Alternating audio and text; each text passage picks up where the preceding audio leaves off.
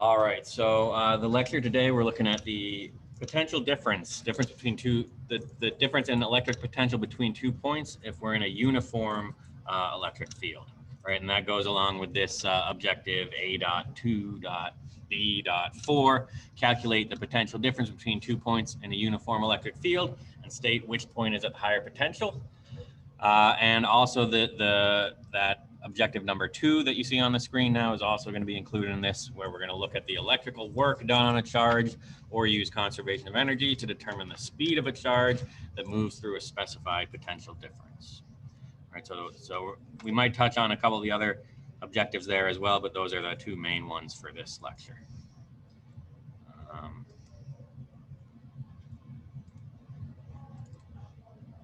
All right. So we're going to start here. We've got a uniform electric field, right? So no matter where we put a charge anywhere here, it's always going to feel the same force to the right if it's positive, it would be to the left if it's negative. And we want to know what's the potential difference, right? The change in voltage or the change in electric potential between these 2 points A and B that are separated by a distance D. All right, and this is going to be a pretty general thing. We work with uniform fields a lot, and the equation we come up with here is going to be applied pretty broadly. So if you have hopefully you have your equation sheet somewhere handy. What's the general equation if we want to find the electric potential difference and we know from knowing the electric field in a region? Anybody know what that equation is going to be that we're going to use? Would that be K times Q over distance? So Distance 1? So that's going to be that's the potential for from a point charge, right? That would be the potential difference from a point charge. But the electric field we have here isn't the electric field from a point. Oh, right. Isn't it E times R or D? We're going to get there. Yeah, that's basically a spoiler for the answer we're going to get. Oh, I'm sorry. No, I'm just kidding. That's fine. You're right. But the general equation, right? So whatever the electric field is, we have a way to get the potential difference between the two.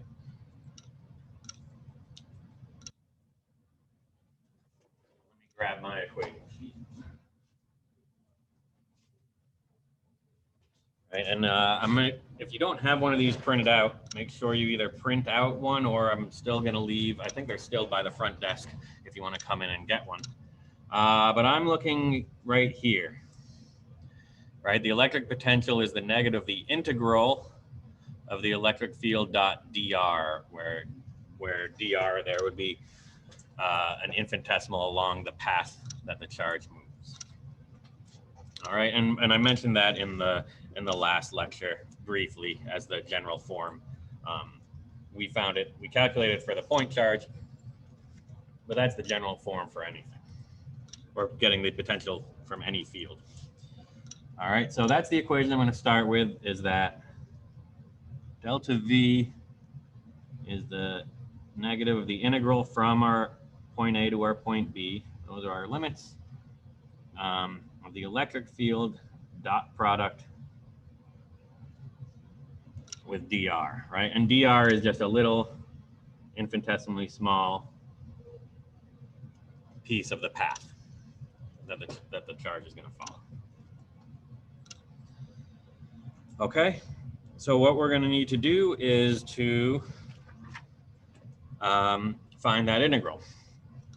And the first thing we might notice is that we've got this dot product here, right? The dot product of E with dr.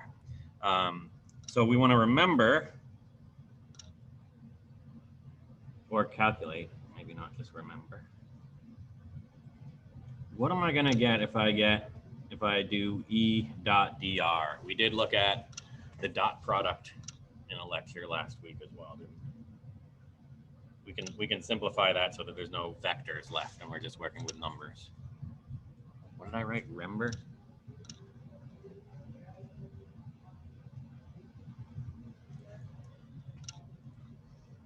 So can anybody tell me what am I going to get? Remember that my electric field is always pointing to the right, And if I'm going from point A to point B, what direction does dr always point? The right. To the right. So if I take the dot product of E dot dr, anybody tell what I'm going to get? Or what's the formula for calculating dot product? Either one.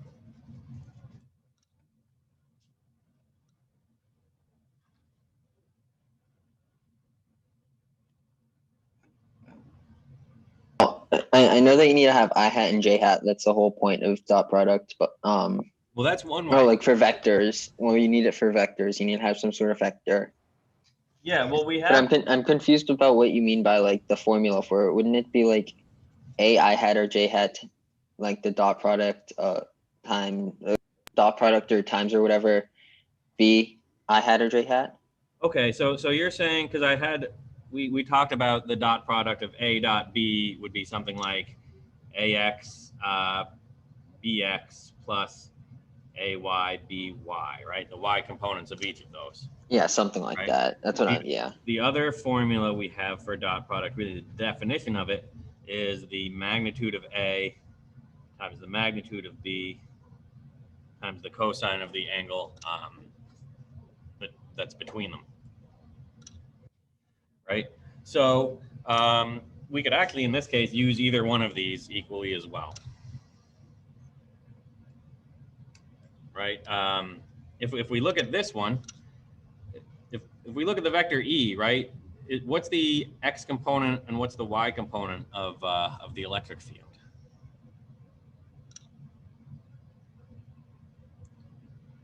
Or is there a, well, what direction is the electric field pointing?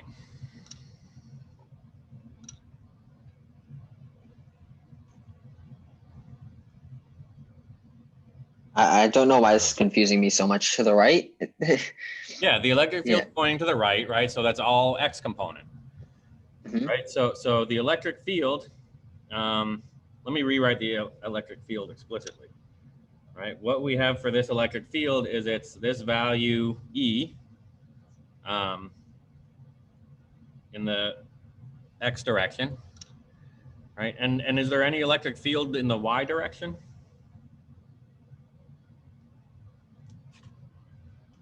There's not, right? No. Because it's just pointing to the right. It doesn't point up and down at all. So I'll explicitly write plus 0 times j hat, right? Because there is no electric field in the y direction, right? So our and I can do kind of a similar thing with dr. And normally you're not going to have to write this out. You'll get to the point pretty quickly where hopefully you'll just see where you'll see this is true without having to write out an equation. But this dr, right, this is a vector that points to the right. So that's really dr in the x direction, which we sometimes call dx, or often call dx, I hat. But again, this doesn't point anything in the j direction, or in the y direction. So we have 0 j hat. Right? And that's just because both of these vectors are pointing purely in the x direction. So that means I can get my dot product. If I look at this, the x component of E, that's just E, and the x component of our second vector dr is just dx. The y component of both of them was 0, right? So it's just E dx would be our vectors dotted together. If we look at it going this way, we get the same thing, right? The magnitude of this first vector is just E. The magnitude of our dr is just dx. We could call it dr as well, but since it's just in the x direction. And then the cosine of the angle between them is 0. They point in the same direction, and the cosine of 0 is 1. So I just have E dx again, either way. So since both E and dr are pointing in the same direction,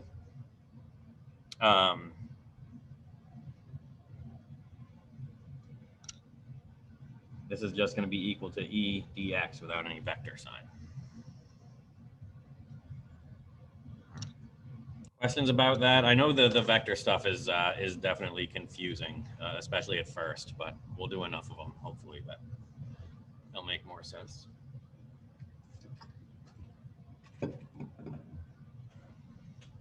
So we can replace our E vector dot dr vector with E dx, which is going to make it easier to integrate.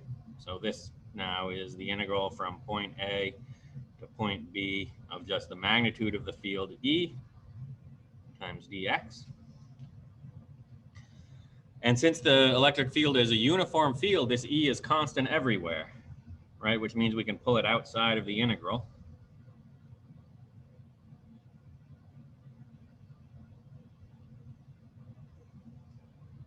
All right, and so this is getting to a point where we're just about able to do this. We got to be a little bit careful with our limits here. We're going from point A to point B. So I guess we kind of need a coordinate system here, right? So if we say that point A is at the origin, what would the x value of point B be? D. D, right? So really, and we can put the origin wherever we want, but that's the simplest way to do it. So in that case, we're integrating from x equals 0 to x equals d, just of dx. And those of you that have taken calc to the point where you can do integrals should find this integral pretty easy to do, right? It's just the integral of dx. Just x. It's just x, right? Fundamental theory of calculus, we just need a function whose derivative is 1, right? Because this is just 1 times dx, and you're exactly right, x is that function. So what we get is is minus e, and then just x evaluated at d and at 0. I'm doing this out, and we don't need to do this in so many steps. I'm sure you can do this if you're familiar with the calc without going into so much detail, but that's okay. So that's really just negative e times d minus negative e times 0, which is just negative e d. Right, so that's our potential difference in a uniform electric field. Just the electric field times the difference between the distance between the 2 points. And it's negative. Can anybody say or tell why the potential difference is negative going from here to here? Do we have a good explanation? Going from where to where? Going from point A to point B. The potential difference is negative? Yeah, the potential difference. So, yep, the potential, that's saying the potential goes down, right? Between A and point B. So A is at a higher potential than B. Because point A is at the beginning of the electric field, so it has, I don't know, it's at the beginning of the electric field and B is further along the electric field, I guess. Yeah. I don't know if I'm saying that right, but it's a good thought. I see what you're saying, but we want to be careful about calling it like the beginning of the electric field, right? It's just that the electric field, we have a value for the electric field at every point here in our space, and it's whatever point we pick, it points to the right. Isn't it because how to say it? Like you aren't pushing it against the electric field, so it's not gaining any potential energy. Yeah, that's a good. It's definitely not gaining potential energy, right? If we put a positive charge at point A and let go of it, what's going to happen to it? Just going to keep moving to the right. It's going to start moving. Yeah, if it's moving, it'll keep moving to the right. If it's not moving yet, it'll start moving to the right, right? Because it feels a force to the right. So, and as it starts moving to the right, it's going to, if it wasn't moving at first and it's moving now, it's gained some kinetic energy, right? So if it's gaining kinetic energy, it's got to be losing potential energy. And it definitely is losing potential. And that's how we know it's losing potential energy going from A to B. That's how we know it's a negative potential difference. The potential is lower at B than at A. Right? It's kind of, if you think about with gravity, right? You can think of it as, in a gravitational field, it would be like A is at a higher point than B. So if you let something go at A, it's gonna move towards B, and it's gonna change that gravitational potential energy into kinetic energy. Same thing here. We let it go at A, A is a higher potential than B. So on the way from A to B, it loses electric potential energy and gains kinetic energy. And that's what we're going to look at right now in the next piece here. We want to know how much potential energy is going to be gained or lost by a test charge that we'll call it Q naught, lowercase q naught, moving from point A to point B. So can we calculate that? I think we just said that we think it's going to be losing energy, but how much potential energy is it going to lose? We do have an equation. Well, we have an equation that we know that's going to take us from knowing the potential difference to the potential energy difference. How can I translate from my potential difference to my potential energy?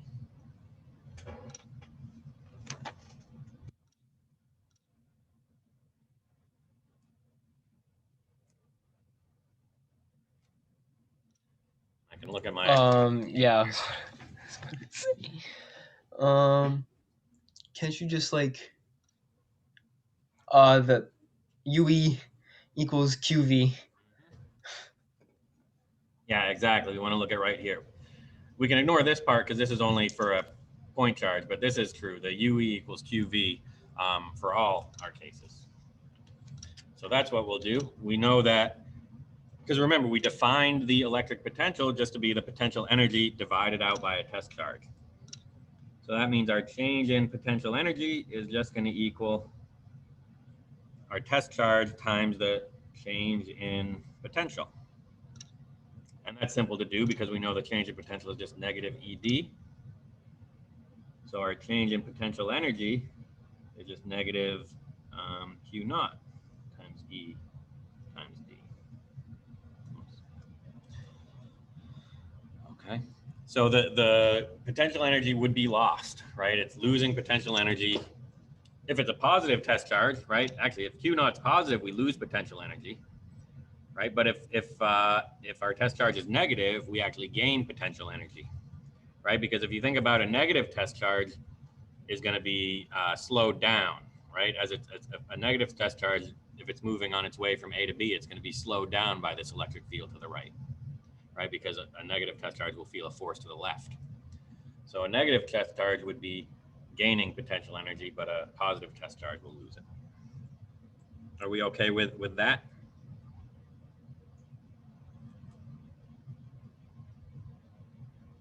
Yes.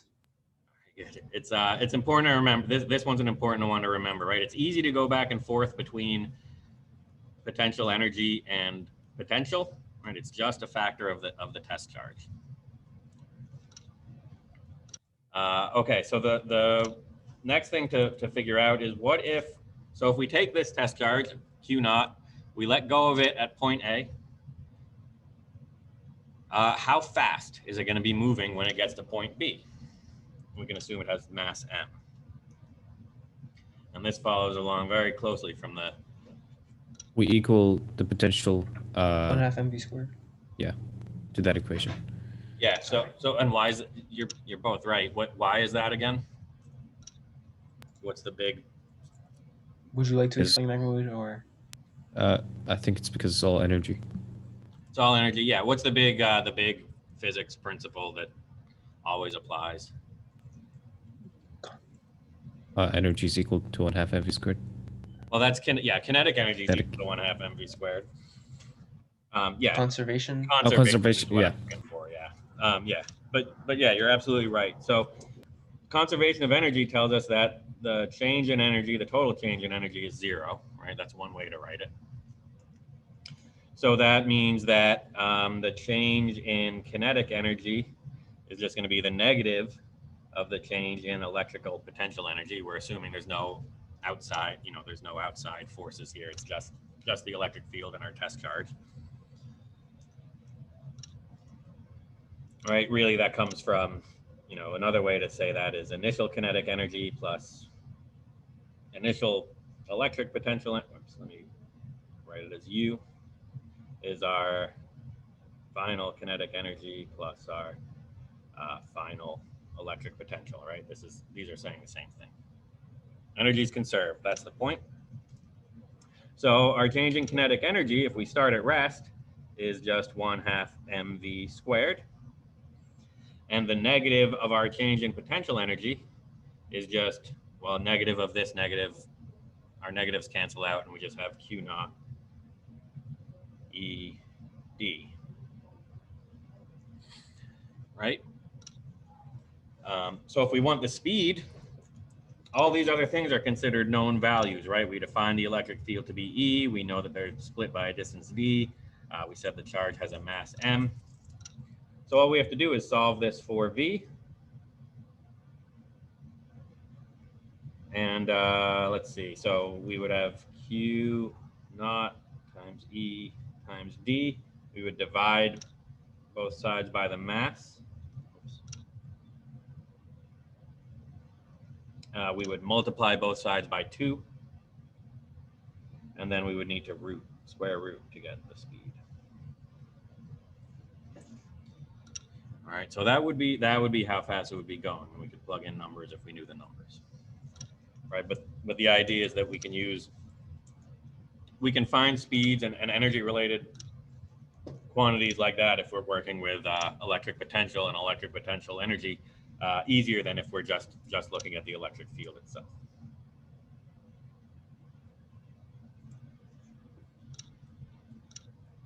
Questions so far? Then we got one more piece of this lecture to go.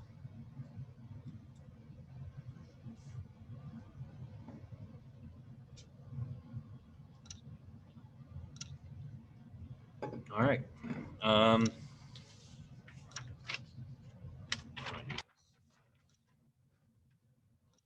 So what if the charge isn't moving parallel to the electric field, right? Let's say now we're going to change it a little bit, just where points A and B are. So now we want to know what the potential difference is between points A and B if the straight line path between them is at a 45-degree angle to the field. Okay, and it's not going to change that much, but it'll change a little bit. So again, just to rephrase, if I have a test charge and it moves from point A to point B in a straight line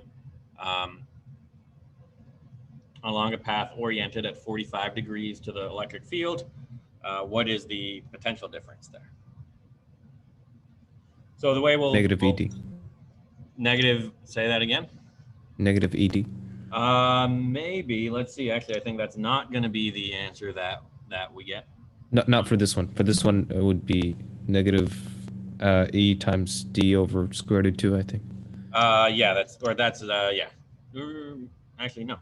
You're close anyway. But let's go back to the integral to figure that out. But I think you're on the right track. So we know that the change in potential is the negative of the integral from point A to point B of, again, we'll start with E dot dr. Okay. But this time, when we go and take a look at E dot dr,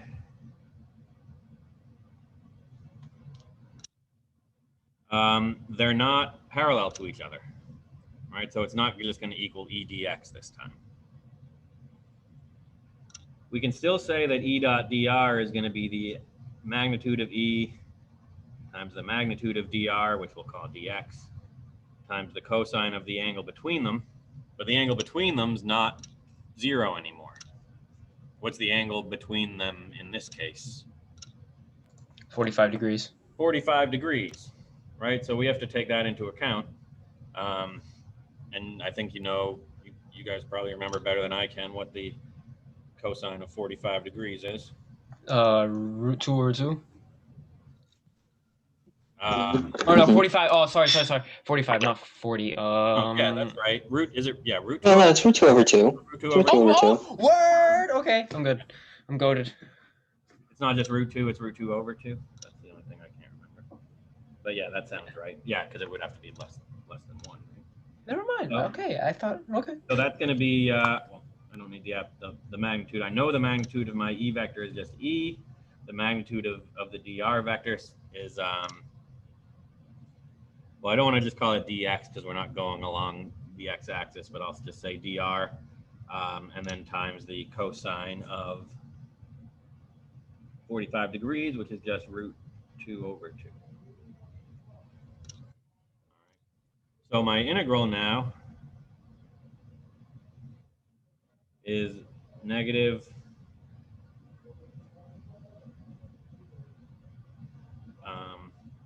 e dr times root 2 over 2. And this is a constant, and that's a constant. So this is going to look a lot like what we did right at the beginning. We'll pull the constants out. So negative root 2 times e over 2 times the integral. And if I go, well, what I would do is I would change my axes so that if my origin is here, I could make the x-axis. Well, yeah, that's what I should have done. I would call my x-axis this axis along here in this direction, and then I'm just going from 0 to d again along the x-axis. But it doesn't matter if I call it dx or dr. And I don't want to go through, we did an integral just like this, it's just a constant. So again, we just get negative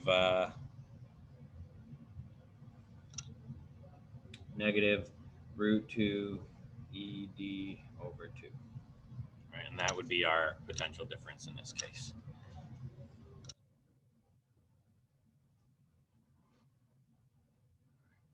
Which kind of makes sense because I could have said this, A and B, if I look at how far they're separated along the direction, right, this distance here, that's just that root 2 over 2 times d. Right, so it's the same as if it was moving from this point to this point. So basically, the upwards motion of the charge, the motion perpendicular to the field has no effect on the potential. Only the motion down, only the displacement down along the electric field affects the electric potential. So we're almost done now, but let me pause for any questions at this point.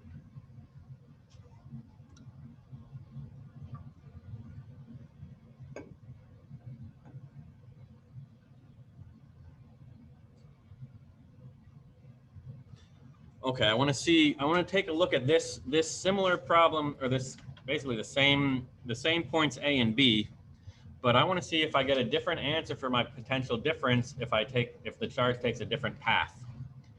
What if instead of just going along from A to B, right, and we did that here so that our dr was always in this direction, right? What if instead of doing that, the charge moves from A straight upwards to point C, and then from point C to point B, right? And we still consider A and B separated by D. So the only thing we're changing here is the path that the charge is going to take. What would be the distance between C and B?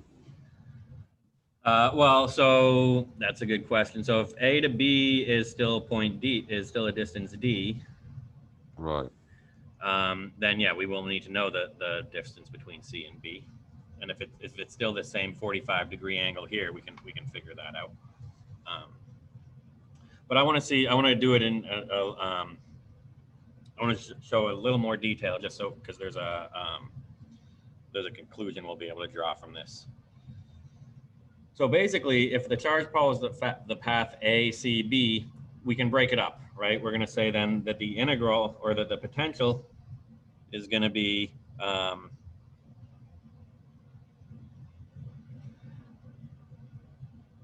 negative of the integral from A to C of E dot dr. So that's basically the potential difference going along the first path, and then plus the potential difference along the second path, which is the integral from C to B of E dot dr. All right. So when we have a kind of a multi-leg path like that, we would just split them up and do each leg separately. So when I look at this one, for this first integral, now my dr is straight up, right, or along the y-axis. So what am I going to get as my dot product between the electric field and my dr for the first leg of my path? I thought it would be 0. It is going to be 0. That's right, right? Because they're perpendicular. When you take the dot product of two perpendicular vectors, that's 0, right? And we know that because cosine of 90 degrees is 0. So this first one just goes to 0. Okay. The second path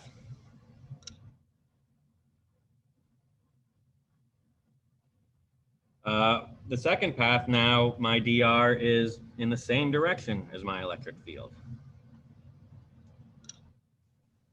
So in that case, the dot product's not 0. What's that going to be this time? Times root 2 over 2. That's what, yeah, we'll get the root 2 over 2 once we actually do the integral, right? But if I'm just doing the dot product here of E dot dr, it's going to look a lot like, well, it's going to look exactly like this, right?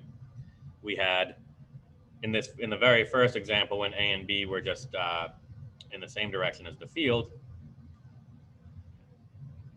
we said that E dot dr, since they're parallel to each other and the cosine of 0 is just 1, gives us just E dx or E dr, either way. So this one is just going to turn into C to B of E dx.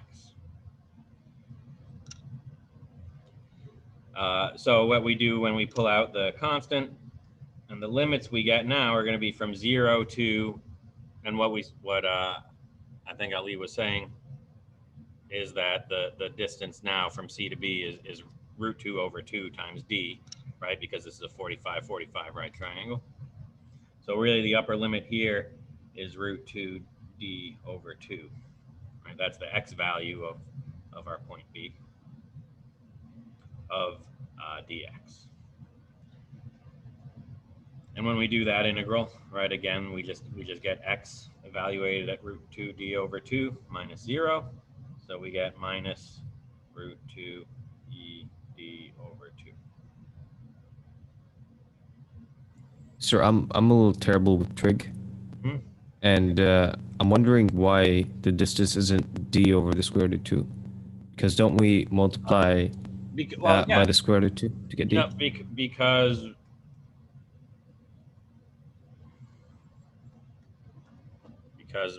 you're right, it is. But D over the square root of 2 equals root 2 D over 2. Oh, I'm stupid. I fell for it again. No, I do this. Yeah, no, that's not stupid. That's fine, right? The only reason is it's it's just more traditional to not have the radical in the denominator. So we just multiply by 2 over 2, right, and you end up with this. I see. That's a good question. So what we see though is that it didn't matter what path we took, right? When we went straight from point A to point B, we had a potential difference of negative root 2 over 2 ED. And when we took a different path, when we went from A to C and then to B, we got the same potential difference as root 2 over 2 times ED. So what we conclude, and this would be true if we took any kind of weird random path as well that we wanted, right? I'm not going to prove that, but any path that you take between 2 points, you're going to get the same change in potential. So we see that potential difference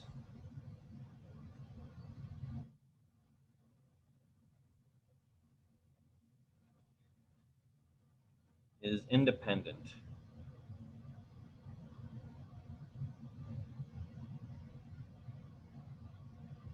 of the path taken.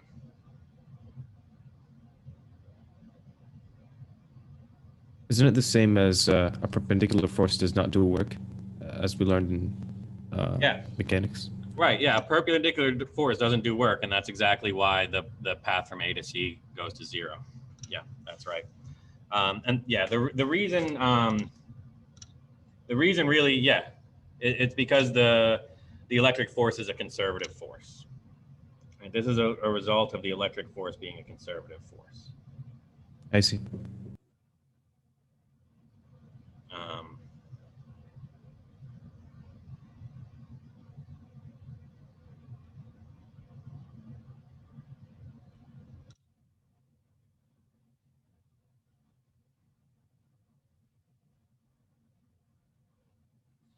right. So what that means basically then is if you know, if you had a charge move from point A to point B and then back from point B to point A, in whatever path you wanted, you'd end up with no change in potential energy, no change in potential difference. It's a conservative force.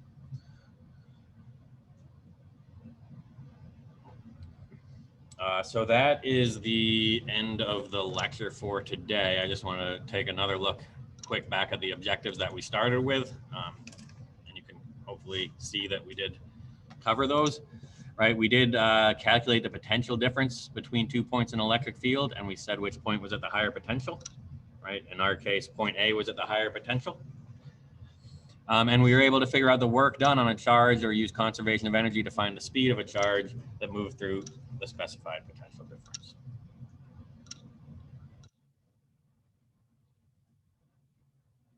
Any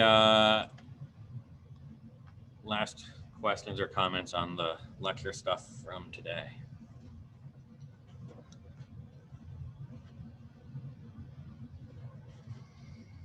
All right.